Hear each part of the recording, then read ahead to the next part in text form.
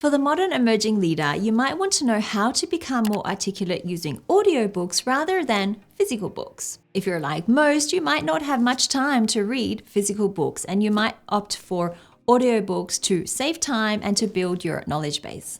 Audiobooks are great. You can listen to them while running, while driving, or while cleaning the house, and they can help you to become more articulate. There's just a different method that you need to follow. So you can understand the tips that I'm going to share in this video, I want to go through the basics of any type of learning. First, you need to input information into your mind, into your working memory or your short-term memory.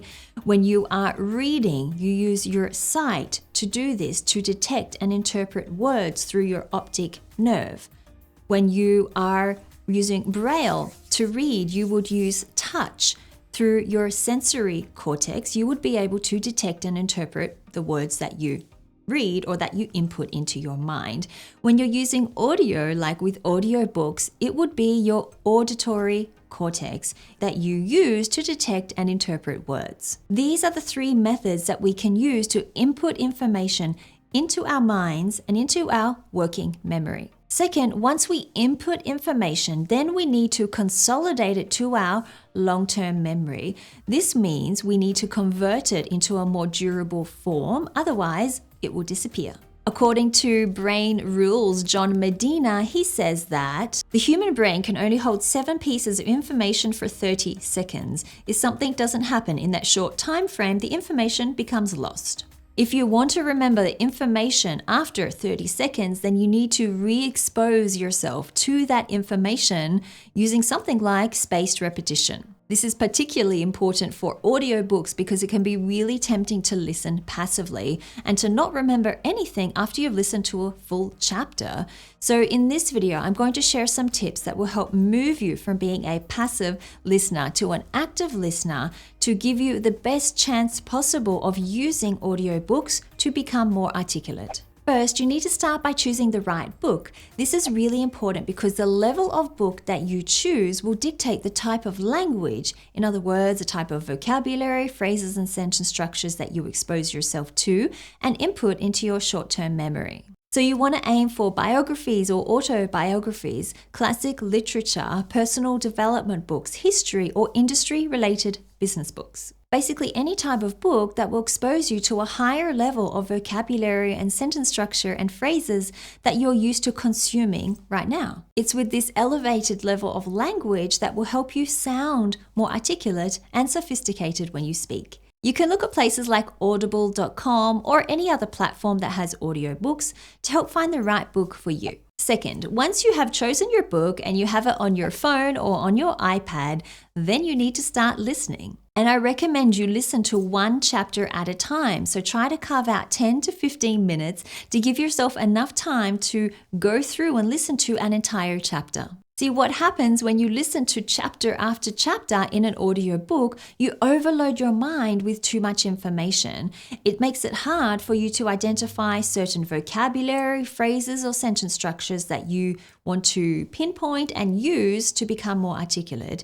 All you really remember is just a vague summary of what you've read about. By carving out a shorter time frame and listening to one chapter at a time, this will give yourself the best opportunity to identify and listen for the new words and vocabulary that you want to input into your short-term memory. It will also encourage you to listen actively so you're no longer being a passive listener of audiobooks. Third, you need to pause when you hear new words or new phrases in the audiobook. If you're on your phone, hit the pause button. If you're using an iPad, then hit the pause button on that. Whatever device you are using to listen to your audiobook, hit the pause button whenever you hear and identify a new word or phrase or sentence structure that you want to add to your short-term memory. You can even rewind or skip back to the part of the audio that had that word or phrase that you want to remember.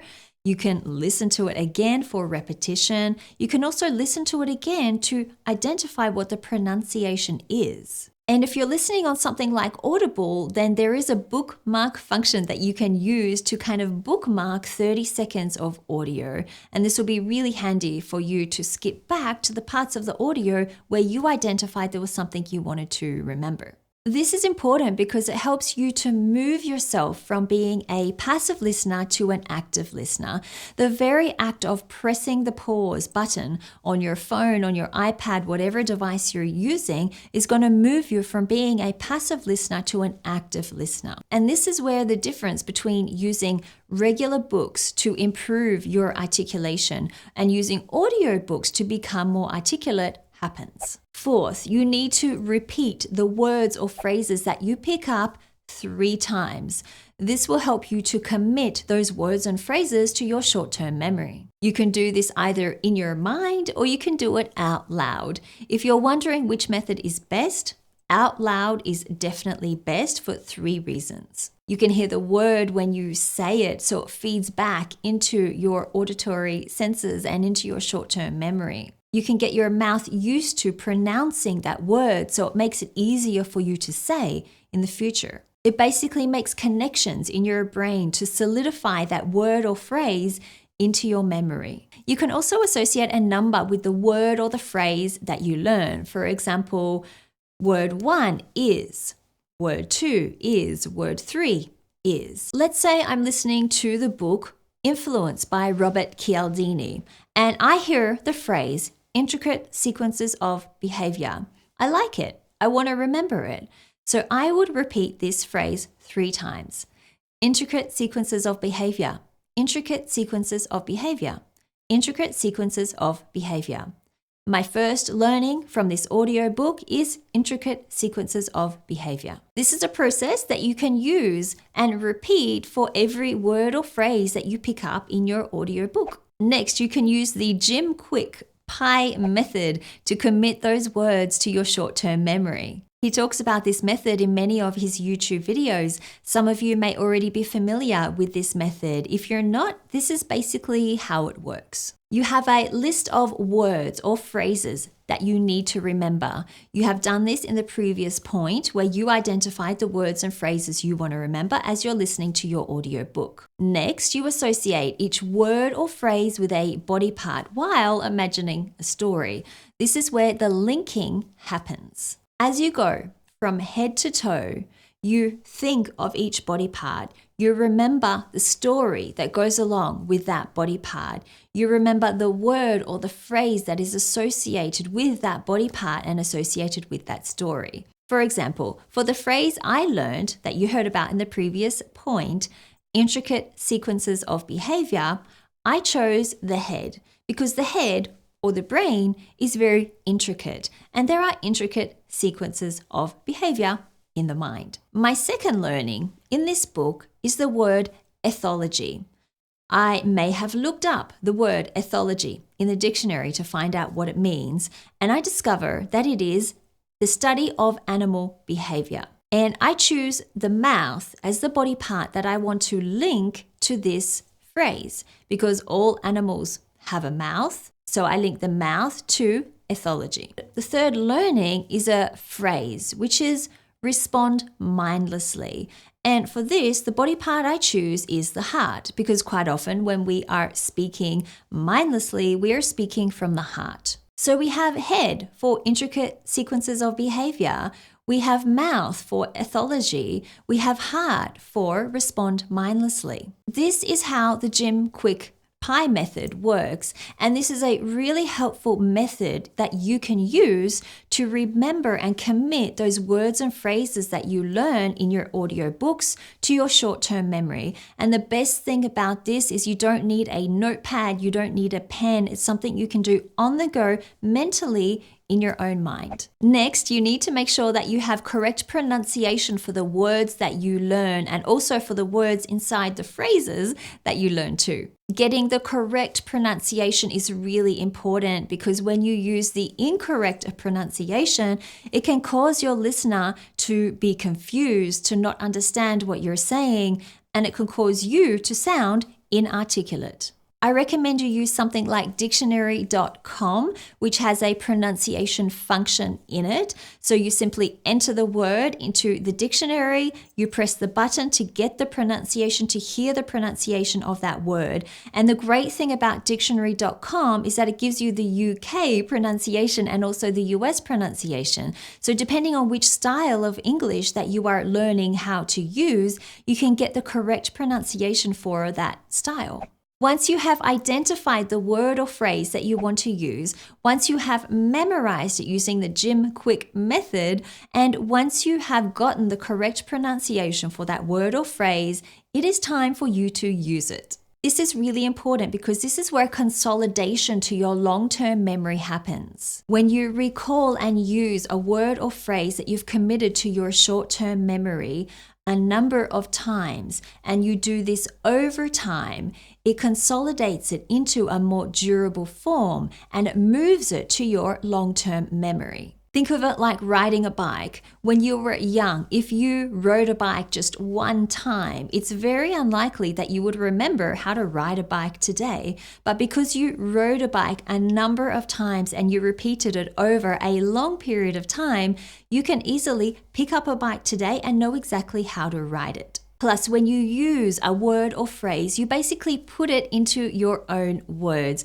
which helps you to make it more meaningful to you, and it will be more likely that you remember what that word and phrase is. There are 3 ways that you can use a word or a phrase. You can dictate it into an audio recorder. Many phones nowadays have an audio recording function. You can simply use this function in your phone, which is with you all of the time, and record the word or phrase that you've learned into that audio dictator. So for the phrase respond mindlessly, I might enter it into my audio dictator on my phone and say, in today's meeting, I responded mindlessly to my boss when he asked me that question. And here I have used the phrase responded mindlessly and related it to a situation that I experienced, making it more meaningful for me and more likely for me to remember. You can use it in conversation. And again, for in a conversation with somebody else, you don't need a pen or paper. You don't need a notebook. For example, in a conversation I'm having with a friend who is complaining about why their dog barks all day at home while they're at work, I could say to them, if you want to understand why your dog barks while you're at work, you should find books on ethology or study animal behavior. Third, you can write your word or phrase in your word journal. This isn't really an on-the-go option as you need a notebook and a pen, but it is very effective in helping you remember those words or phrases and committing them to your short-term memory. I have a couple of word journals that I use. I have one for Japanese, I have one for French, and I also have one for English words that I pick up as I'm reading different material. And what I do in the word journal is I write down the word or the phrase that I pick up.